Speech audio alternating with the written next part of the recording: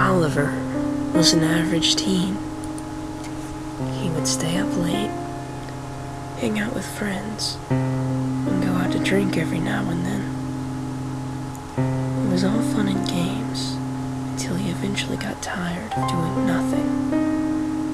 He decided he would start something productive, a job he thought would be the best choice. He always enjoyed helping out with other people in his community, so he wanted to do something that could be local. There was an elderly couple, around the age of 60, who needed help with raking old leaves in their lawn. When they asked him if he could help, he immediately said yes. They told him he could start tomorrow at around 5 p.m. Oliver was incredibly excited about this. He was finally doing something productive that would help out with locals. So, at around 5, he arrived. They had given him a rake upon his arrival and thanked him dearly for doing this. They left soon after for the wife's sister's birthday party. Their lawn was quite large, and because of this, there were many leaves.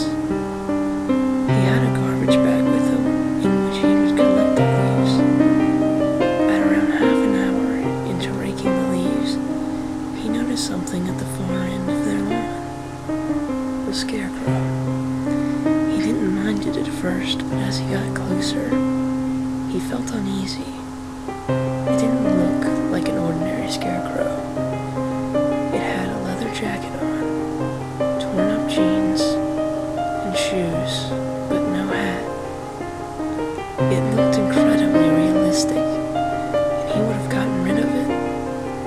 However, he ignored it and assumed it was made by the elderly couple. At around 8:30, the couple had come home. They thanked him and gave him $20. He was just about to leave when he asked, "Hey, where'd you get that Scarecrow? It's pretty creepy."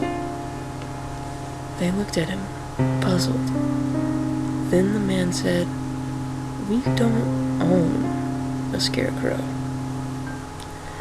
They looked around and noticed nothing. The Scarecrow had vanished.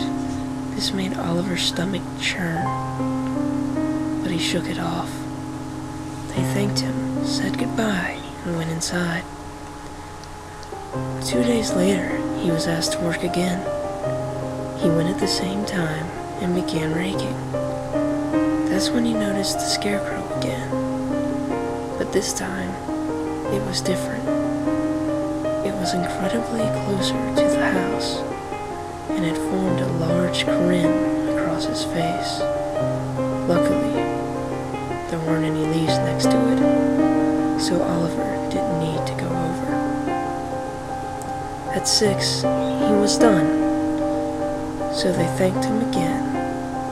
This time, he never told them about the Scarecrow. He feared they would have called him insane.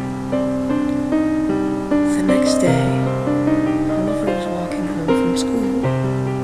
While doing so, he passed by the elderly couple's home. Upon looking, his heart stopped.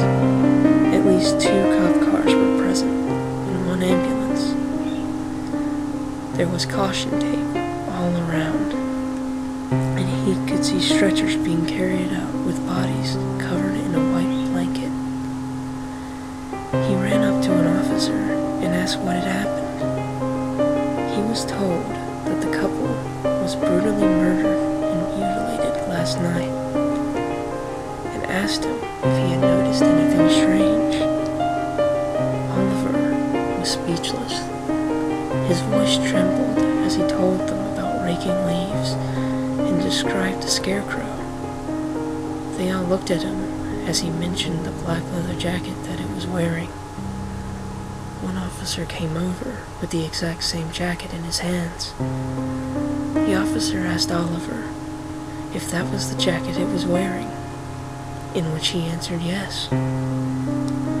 The officer holding the jacket put it in the back of one of the police cars and began to explain what may have happened.